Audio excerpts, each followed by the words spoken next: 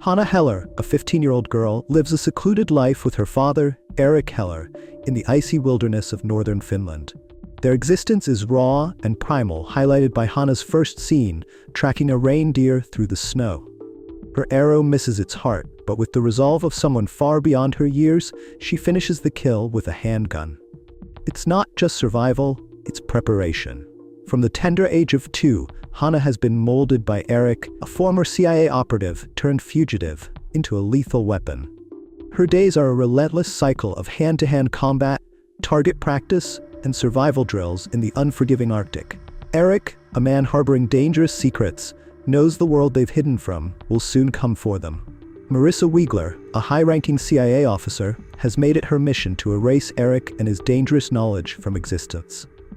But Erik has his own plan, a plan in which Hanna's extraordinary skills play a deadly role. Her understanding of the world is shaped by the blood-soaked stories of Grimm's fairy tales and a trove of encyclopedic facts Erik had drilled into her mind. She speaks several languages fluently and has mastered survival techniques beyond her years, yet she is oblivious to the modern world. Electricity, music, and the simple joys of everyday life remain foreign concepts, creating a poignant contrast to her otherwise extraordinary abilities. Erik had meticulously prepared her with a series of false identities. Despite her rigorous training, Hanna could not help but wonder about the world beyond the dense forest, a place she only knew through stories and Erik's cautious warnings. The silence of her isolated existence often left her yearning for something she could not name. Erik's stern demeanor would soften occasionally, hinting at a life he had once known, but chose to leave behind for her safety. Each new skill he taught her came with an unspoken weight. As she committed the false identities to memory, Hanna sensed that the day she would need them was approaching fast. One fateful evening, Hanna quietly told Erik that she was ready to confront their enemies, her words carrying a quiet yet resolute finality. Erik, though he had long prepared her for this moment, felt a deep unease. He unearthed a buried radio beacon, a small device whose activation would have far-reaching consequences, alerting their enemies to their whereabouts. As Erik brushed away the frost from the beacon, he issued a dire warning, emphasizing that Marissa, their relentless adversary, would not rest until one of them was dead. The weight of his words hung heavy, but Hanna's determination remained steadfast. With deliberate intent, she activated the beacon, signifying the end of their isolated life in the wilderness. Erik departed swiftly into the darkness, instructing Hanna to meet him in Berlin. Moments later, the quiet of the cabin was shattered by the sound of incoming helicopters. As the special forces descended upon the cabin, Hanna displayed the lethal skills she had honed under Erik's rigorous training. She neutralized 2 operatives with remarkable efficiency. Captured and taken to a covert CIA facility, Hanna finds herself in a sterile, labyrinthine complex that hums with quiet menace. Marissa Wiegler, ever cautious, does not approach Hanna herself, instead sending a meticulously trained body double in her place. When Hanna requests answers about her father, she directs her questions at the double, probing her with a precision that leaves the room tense. The double, fed information by Marissa through an earpiece, answers flawlessly, her responses rehearsed to perfection. But then, something unexpected happens. Hanna's demeanor changes. Tears stream down her face, her voice trembling as she crawls into the double's lap, sobbing. The display unnerves the onlookers, who mistake her vulnerability for surrender.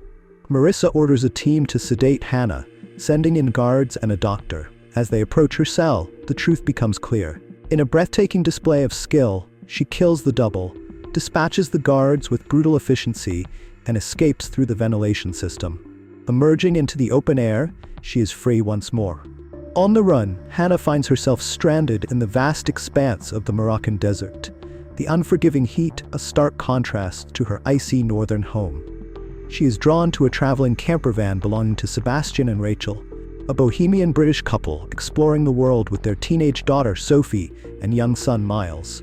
Intrigued by their warmth and carefree nature, Hanna quietly slips into their lives, hitching a ride unnoticed. Together, they board a ferry to Spain, setting her on a path toward her ultimate destination, Germany.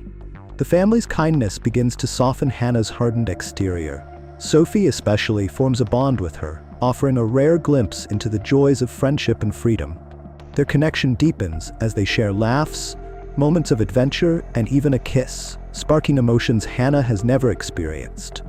But amidst this fleeting happiness, Hanna knows her mission looms closer. Marissa, relentless in her pursuit, enlists Isaacs, a former agent with a brutal reputation, to track down Hanna. Meanwhile, Hanna continues her journey with Sebastian and his family, traveling north in their camper van. But shadows close in. Isaacs and two menacing skinheads follow their trail, their presence growing ever more threatening. In France, the chase reaches a deadly crescendo when Isaacs corners Hanna and the family. Chaos erupts, and Hanna's lethal instincts take over. She manages to escape, killing one of the men in the process, but her respite is brief. Marissa arrives shortly after, questioning the shaken British family with cold precision. From them, she gleans a crucial clue. Hanna is heading to Berlin, the place of her birth. As Hanna edges closer to her destination. Arriving in Berlin, Hanna seeks out the address Eric had given her, an eccentric magician and one of Eric's old allies. Knepfler's dwelling is as unusual as he is, a Grimm's fairy tales themed house nestled within the eerie remnants of an abandoned amusement park. It is a surreal yet oddly comforting sanctuary, and Hanna finds a brief reprieve from her relentless journey. On her 16th birthday, Knepfler celebrates with her, making breakfast and offering a rare moment of kindness in her otherwise tumultuous life. But the fragile peace is shattered when Marissa and Isaacs close in. Hanna narrowly escapes their clutches, fleeing into the shadows of the amusement park. Yet in the chaos, she hears fragments of a conversation that shake her to her core. Eric is not her biological father. Confused and betrayed, Hanna presses on, determined to uncover the truth behind her existence. The truth comes crashing down when Hanna reunites with Eric at her German grandmother's apartment. The reunion is grim. Marissa had already been there, leaving a trail of violence and death. Eric, visibly burdened by the weight of his secrets, finally confesses the truth. He is not Hanna's father, but was part of a dark program that recruited pregnant women to produce genetically enhanced children. These super soldiers were designed to surpass normal human limitations. But when the project was deemed too dangerous, it was shut down, and nearly all its subjects were eliminated. Eric recalls the fateful day it all fell apart, and a chilling flashback reveals Marissa mercilessly firing on a car carrying Hanna, her mother Johanna, and Eric. Though the trio managed to escape the initial attack, Marissa's relentless pursuit ended in tragedy. Johanna was gunned down in cold blood, leaving Eric to flee into the wilderness with a young Hanna. The revelation leaves Hanna reeling, the life she thought she knew unraveling before her. Marissa and Isaacs arrive to kill Hanna and Eric. Eric creates a diversion, allowing Hanna to escape, but in a fierce fight, he kills Isaacs before Marissa fatally shoots him. Marissa then returns to the Grimm house, where Hanna discovers Knepfler's corpse.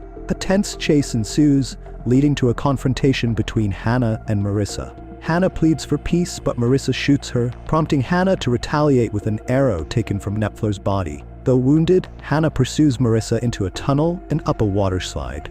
Marissa, weakened by her injury, loses her footing and drops her gun. Hanna retrieves it and shoots Marissa in the heart, echoing the film's opening scene where Hanna kills a reindeer.